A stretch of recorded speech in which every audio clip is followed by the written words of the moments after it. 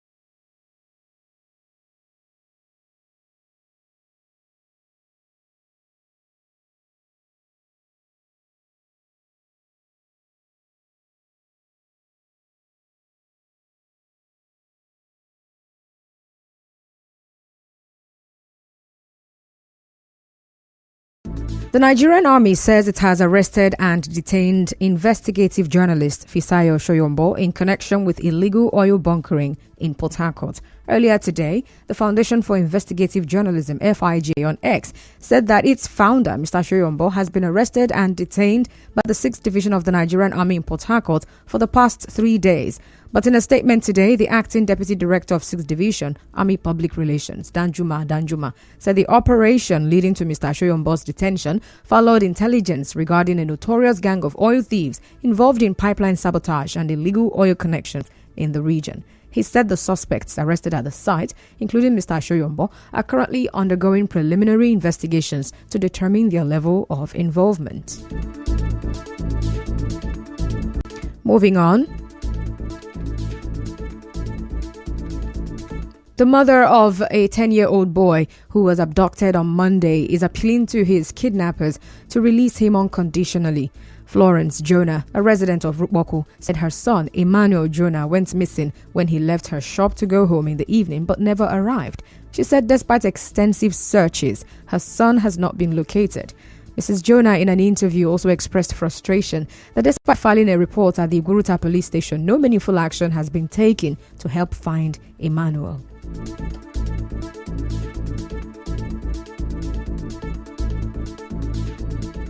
Monday evening, around 4 o'clock, my son come back for school. He eat. He say, Mommy, I want to go to the house. I say, no, wait, I will soon close. He say, no. Say, want to go to the house. When he go to the house, then I be in the shop. So I now send my third daughter to go to the house with my last born. When he go to the house, I now call her. I say, do you see Ima at home? She say, no. I go to the house, I don't see Ima. So I look for the child till 2 o'clock midnight, looking like maybe he go to somewhere for his friends. I asked all his friends, they say they not saw him. We went to the police on Tuesday, Grita police station. They didn't say anything, they said we should make entry, and we just do, and then we went out today. They do not come to our house to come and check anything, sir. Now, Mrs. Jonah also revealed that the kidnappers contacted her earlier today, demanding a ransom of 5 million naira for her son's release. The kidnapper called me this morning. He said I should not be walking up and down. I should not be wasting my money. I waste my money to finish. So I should just sit quiet because he will not work. I should bring 5 million. I said, I say even to eat. I don't even eat. I don't have 5 million to bring. I said I want to speak with my son. He now say okay. Now switch off the phone. So since morning I was trying the number switch off. Even where we are staying is not our house. It's somebody's house. He give us nothing December to pack out. I have 3 girls and 2 boys. They just took one from me. I want the government to help me, please. Elsewhere, some parents of pupils at a community primary school Mbutawo in Emoha local government area of Rivers State have raised safety concerns following the poor state of their children's classrooms. Speaking with our correspondent, they said some ceilings have collapsed, while some holding ceiling fans are at risk of falling, now posing a serious danger to the children. Now, these parents called on the Rivers State government to intervene urgently and renovate the classrooms to ensure a safe and conducive learning environment for their children. Some places, water that drops, some places, no ceilings, no chair to sit. So we want government to come and help us so that our children will not go outside. So we want government to come and help us arrange the school for us so that we'll bring our children back to the school. I would like them to just come and arrange the place to make the place to be very nice students so they can enjoy the school more than this. The stick can fall out from that place and hit one of them, and one of them can die by mistake. You cannot learn in this kind of environment. This environment is not conducive for learning. Everything is dilapidated, no structure. When the school, everything is leaking. It's not well planned. If it's well planned, I don't think this will happen. And if they are innovating it, they should set a standard that you can be checking. People that can come and check it, they should be coming and checking the school. They are not safe now. The environment is not safe for them. It's not conducive for them for learning. Look at the auditorium. And this place is not a nice place for learning. In another development, a sexual abuse survivor, Ngozi King, has called on parents to be emotionally available and attentive to their children, especially their daughters. Now, her call comes as the 16 days of activism against gender-based violence enters the 5th day. Speaking with our correspondent, Ms. King shared her experience, saying her busy parents were unaware of her experience until she was molested a second time. Now, she also warned against favoritism among children. I got sexually molested twice as a teenager. It came with a lot of trauma. It came with PTSD, post-traumatic disorder. In the long run, I had to suffer depression, panic attacks, anxiety, self-harming. It went on and on and on. My parents basically were very busy people. And it's until the second molestation incident that I was able to open up to them and tell them it has happened before. It's happening again. Now, Ms. King further advised parents to listen when their daughters attempt to speak, as silencing them discourages trust. She advocated for stricter penalties for sexual abuse offenders to deter offenders. Every parent needs to be emotionally attached. Ask your girls questions. Create this bonding with them. Make sure that the girl is emotionally stable. And the only way she can be this stable is when she's so free around you as a parent, as a mother, as a father to talk. Not just as teenagers, even as children, they can also be able to tell you, oh, mommy, this uncle touched me this way. It's not when they want to talk, you just shut them up. Stop shutting your girl child up. Let her express herself. From this little bonding, they will be able to tell you when things go wrong. Now, the theme for this year's 16 Days of Activism Against Gender-Based Violence is Unite to End Violence Against Women and Girls. It started on Monday and will end on the 10th of December, which is Human Rights Day. Away from that, some individuals have continued to pose as members of a task force, despite its disbandment by the Rivers State government through the Ministry of Transport. Recall that the government dissolved the task force following complaints from citizens about harassment by members of task forces in the state. Now, 2 victims told correspondent Subi Oruwari that their goods were destroyed today by individuals still impersonating task force officials. Now, they say that the Air Force Axis of Port Harcourt, the men who came in company of policemen, pounced on them and took away their properties. Now, they are calling on the government to urgently implement measures to monitor and curb such activities before the situation escalates further.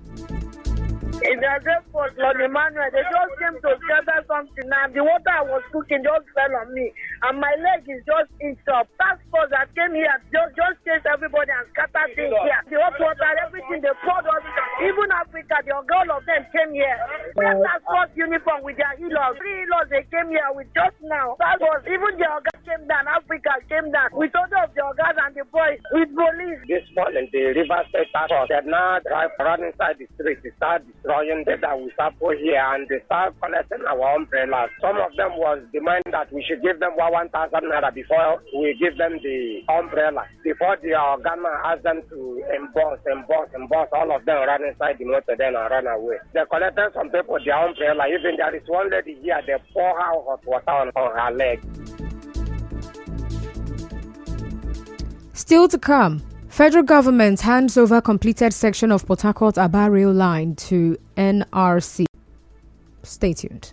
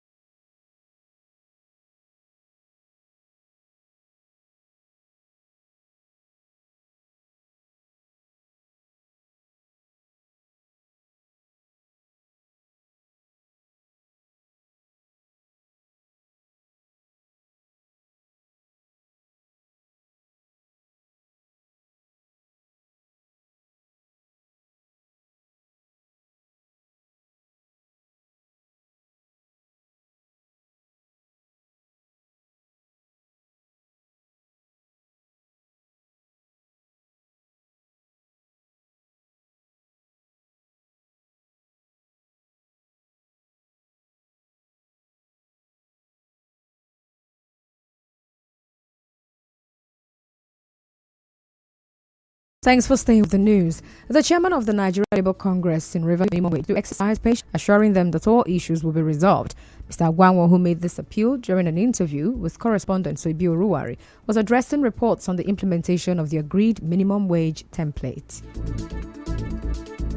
Rivers State is the first state to implement the minimum wage all over the country, including the payment of the consequential adjustments. What was paid was also aligned with the consequential adjustments, which never happened in the previous administration, which has never happened anywhere in Nigeria presently. So it's something we are very happy about, and it's very commendable. Everybody is happy, so we're not taking that for granted. No issue anywhere arising from this. If any worker have an issue, there's no system that is perfect. They should come back to us. We'll address it accordingly. That will not be a challenge.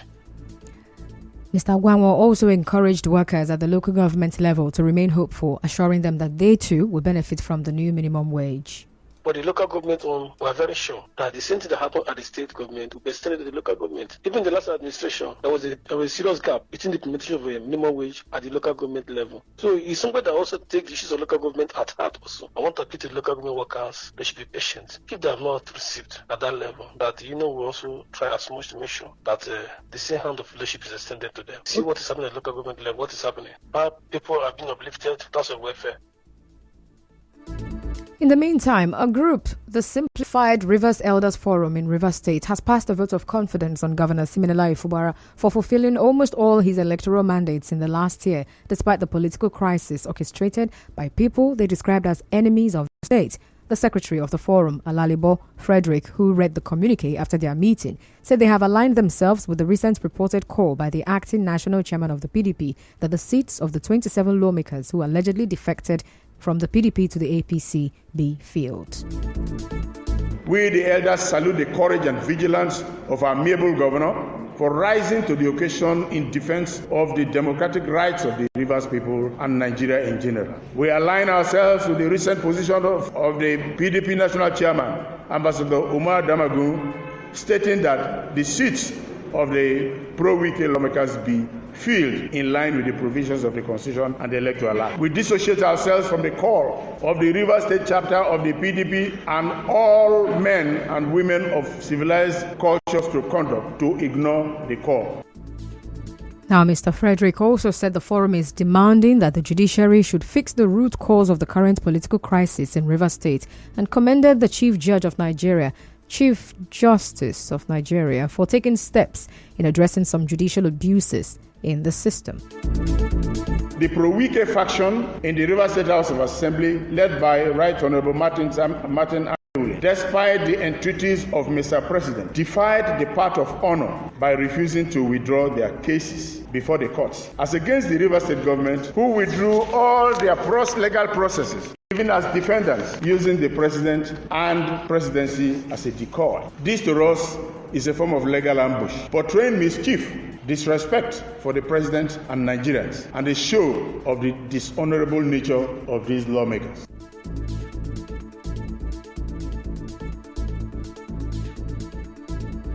The Federal Ministry of Transportation has officially handed over the completed Port Harcourt-Aba section of the Eastern Narrow Gauge Railway project to the Nigerian Railway Corporation. The contractor, China Civil Engineering Construction Corporation Nigeria Limited, handed over the project to the Federal Ministry of Transport at an event in Port Harcourt yesterday. Now, project supervisor of the ministry, Ayo Dada, who received the completed assets on behalf of the federal government, said the assets include the dismantled tracks, rehabilitation and reconstruction of subgrade 62.800 kilometers, the rehabilitation and reconstruction of the 27 sets of turnouts at Port Harcourt Station, Elelewa Station, Obuzo Station, Umugo, and Aba Station, among others. The chairman of Eche local government area, Uzodimma Nwafo, has directed all tippers operating within roads in the area and those loading sand to stop operations from Sunday, 1st December 2024. Dr. Nwafo, in a letter signed by his chief of staff, Jude Njoko, also invited all tipper operators for a crucial meeting at the council secretariat, Okehi, on Monday, 2nd December by 10 a.m. He said the meeting is to interface and discuss operations and commercial activities within the local government area. Now, Mr. Nwafo also said the directive is compulsory for all tipper drivers, as any defaulter of the directive shall be banned indefinitely. In other news, the Agbonchia Community Development Initiative in Eleme local government area of Rivers State has held its annual general meeting, focusing on financial accountability. While speaking during the event on Thursday, chairman of the association, Obiako Elechi, said the meeting's main goal is to review the financial statements for the past 2 years. He also noted that the aim is to ensure transparency and accountability in their operations. The trustees accepted responsibility for the preparation of the annual financial statements set out on pages 6 to 14 of Agbonchia Community Development Initiative, ACDI, as at 31st December 2022. Now, on his part, Vice Chairman Isaiah Obelechu delivered a comparative analysis of the responsibilities of the Board of Trustees, underscoring their role in overseeing the association's financial statement. The trustees accepted responsibility for the preparation of the annual financial statements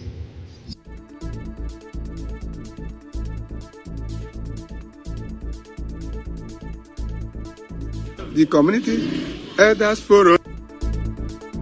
Apologies for that mix up in the